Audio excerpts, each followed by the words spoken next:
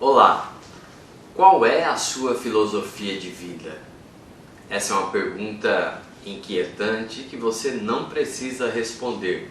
Eu apenas coloco isso retoricamente para introduzir uma discussão que eu quero fazer com você, que é a ideia de uma filosofia do indivíduo, pessoal. Por oposição à filosofia clássica dos filósofos, dos sistemas de ideias, a filosofia dos intelectuais. Por que é que eu chamo a atenção para isso? Exatamente porque nós recebemos na escola, na universidade, um monte de ideias, um arcabouço de ideias para que a gente valorize o sistema de ideias e as ideias dos outros. E isso vai estimulando muitas pessoas, isso aconteceu comigo, a desconsiderar o nosso jeito de enxergar a vida, de entender as coisas, de enxergar com aquilo que eu chamo de verdadeira sabedoria, que é o nosso discernimento. É sobre isso que eu quero falar com você, compartilhando aqui ideias do meu livro, A Filosofia do Indivíduo, que faz parte de uma trilogia de livros de filosofias que eu estou compartilhando. Já falei com você sobre o livro Anarcofilosofia, depois sobre o outro livro Odeio Filosofia, para então chegar a essa síntese que é a filosofia do indivíduo. E a premissa básica está no próprio título do livro. É estimular para que você desenvolva a capacidade de acreditar que a sua maneira de enxergar as coisas, de entender e de analisar é a correta, é a que funciona para você. E aqui não se trata de que a sua maneira de interpretar as coisas é a melhor em relação aos problemas do mundo, porque cada um na sua esfera é responsável por entre aspas, resolver ou se resolver. A questão é que você precisa acreditar que recebeu de Deus, da natureza, da mente, do universo, não sei no que você acredita, mas você recebeu o seu discernimento, que é a sua luz pessoal intransferível para iluminar o seu caminho para você enxergar as coisas, e que isso basta. E o livro e essa trilogia vai mostrar que quanto mais você for bebendo dessa visão dos filósofos e acreditar nisso com fé, você vai envenenar, cegar o seu discernimento e vai desenvolver dentro de você a falta de autoconfiança, o medo, a dúvida, a culpa e coisas nessa linha. Bom, como é que quais são os temas que eu apresento no livro Filosofia do Indivíduo? A ideia básica é que todos os temas sobre os quais os filósofos se debruçaram, eles fizeram isso chegando a conclusões generalizadoras, que não servem para você. O que serve para você é o que é feito na medida para você. Por exemplo, os filósofos não discutiam sobre o destino, para onde vai o homem após a morte. Se você tem uma religião, talvez você tenha a sua crença, que já baste a você. Agora, se você cai nessas especulações filosóficas, isso pode atemorizá-lo, pode gerar medo, dúvida em você. Afinal de contas, o destino do homem não importa, o destino que importa é o seu. A sua impressão, o que vem de dentro de você, para compreender ou aceitar para onde a sua vida vai. O único destino que importa é o seu. Essa é a ideia da filosofia do indivíduo, quando eu me debrucei para falar a respeito. Que esses temas generalizadores, eles não servem para cada um de nós. Então, por exemplo, os filósofos vão tentar falar sobre Deus, tentar chegar a uma conclusão sobre se Deus existe ou não, e como é que é a sua forma, coisas nessa linha. Agora, a única visão que importa de Deus é a que você tem na sua experiência, de vida. Se você tem uma experiência com o sagrado ou não, se você acredita ou não, é a sua que importa. Essas especulações filosóficas vêm de pessoas que poderiam estar aqui comigo, com você aí, tomando um café, e simplesmente nenhum de nós tem, isso você precisa entender, nenhum de nós tem um cérebro privilegiado no campo das especulações filosóficas para ter um entendimento que nenhum outro possa ter. A filosofia gosta muito de criticar o senso comum da Dona Maria, do seu João, como sendo coisas banais, desprovidas de elucubrações, de raciocínio lógico, aristotélico, filosófico, de divagações platônicas. E, na verdade, todas as pessoas alcançam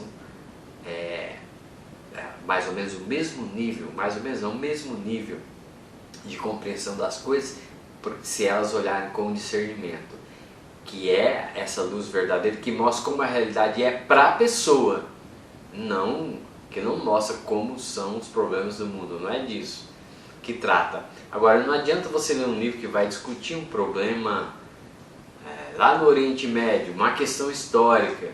Quem escreveu ali, escreveu a partir das suas divagações e sobre um problema coletivo. E as pessoas que estão vivendo ali têm a sua vida cotidiana. Você acha que qualquer conclusão que uma pessoa tenha de uma generalização merece qualquer tipo de congratulação? Eu não acho.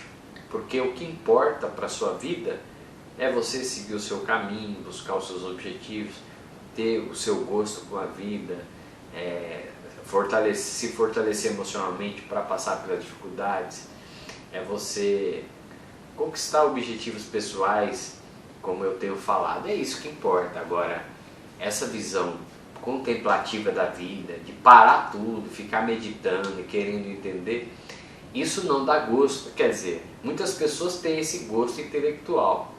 Eu não posso aqui ser aquele que vai pôr uma pedra na definição das coisas.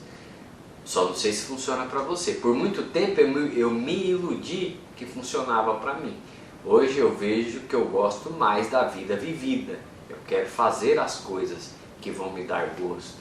Eu quero realizar meus hobbies, realizar coisas que são importantes para mim. A vida como ação, não a vida como contemplação.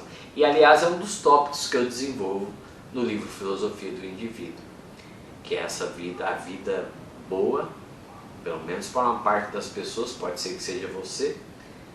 A vida boa é aquela em que você faz as coisas, que você tem o gosto de fazer, não aquela que você para e fica assistindo os outros fazerem.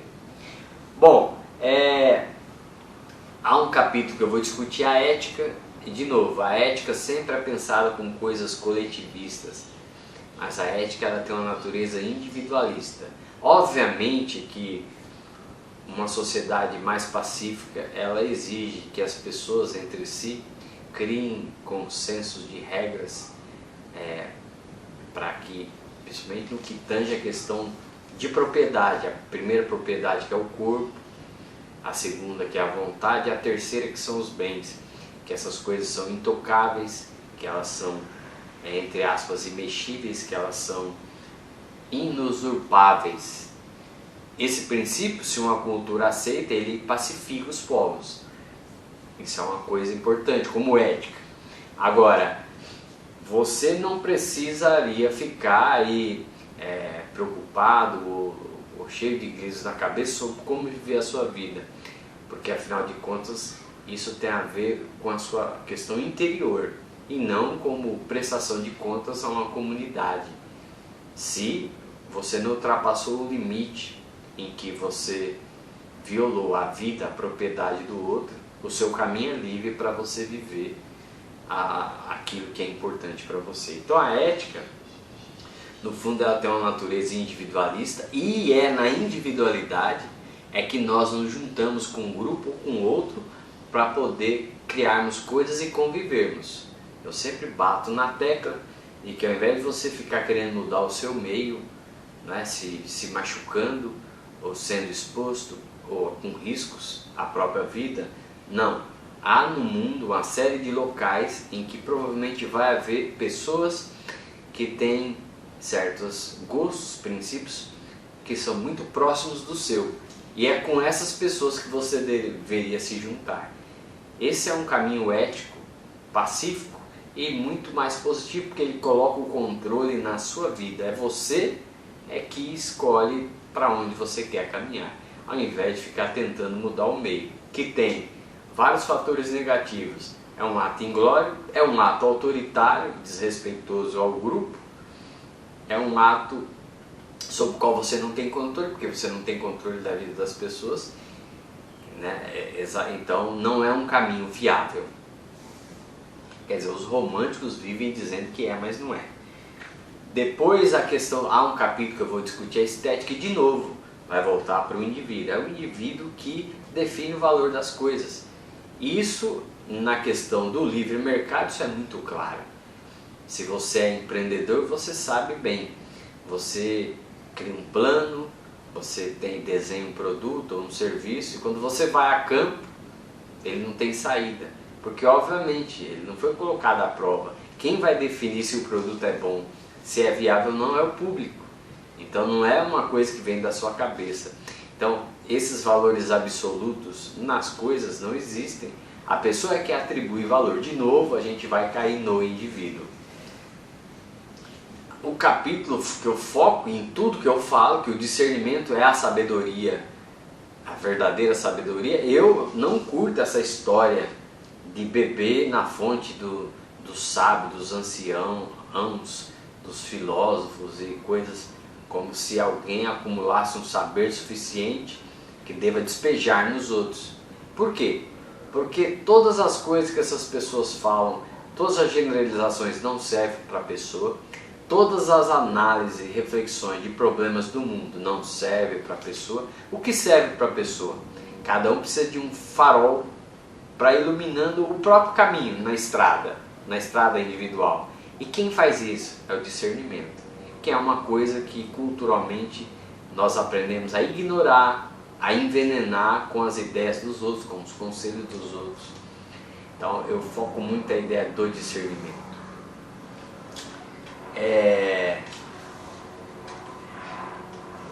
O capítulo virtude é um capítulo interessante, porque como todos os temas filosóficos, sempre o ponto vai ser fazer para o coletivo, para a comunidade. A educação é pensada assim. Os documentos educacionais, os livros, sempre é a ideia de formar um cidadão para construir uma sociedade. Sempre é um para um fim, que é o social. E não, aqui a virtude é a seu serviço. Então você deveria, quando vai fazer uma ação ou não, precisaria perceber o que você ganha fazendo, o que você ganha para si, o que você perde para si. Então eu vou considerar só um tipo de virtude como exemplo, a humildade. Humildade não é andar de chinelo, não é andar com roupa assim, não é nada disso. Humildade é você reconhecer o seu tamanho, reconhecer quem você é. Simplesmente isso, nem mais. Você não se vê como mais nem menos do que você é. Porque as pessoas distorcem, se colocam para baixo para dizer que são humildes. Não. Humildade é você reconhecer o seu tamanho.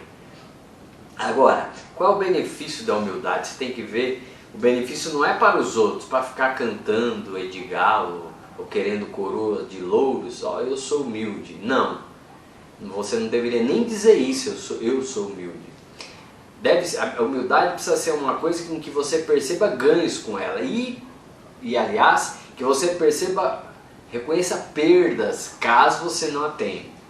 Então, a humildade, como ela faz você se encaixar exatamente no seu tamanho, ela é uma garantia de você ficar na realidade e na realidade que é você. Ela dá em você consistência para caminhar, resignação diante de coisas que são adversas, e ela faz você, a partir do reconhecimento de quem você é, do seu tamanho, da sua realidade, você construir coisas que você quer construir. Então, as virtudes, no geral, elas precisam ser percebidas como um benefício pessoal. Assim, não fica como se fosse aquela cobrança de manual de você, coisa de religião, né, que você tem que cumprir em prol de algo, para alguém, em prol da salvação, de um aperfeiçoamento espiritual. E não é nada disso. Você vai reconhecer os benefícios na sua vida emocional, pessoal, profissional, financeira. Essa é a questão da humildade. Então é a serviço às virtudes, precisam ser vistas no seu serviço e não vistas como algo para os outros. Que mais? Eu vou fazer um contraponto entre filosofia e autoajuda.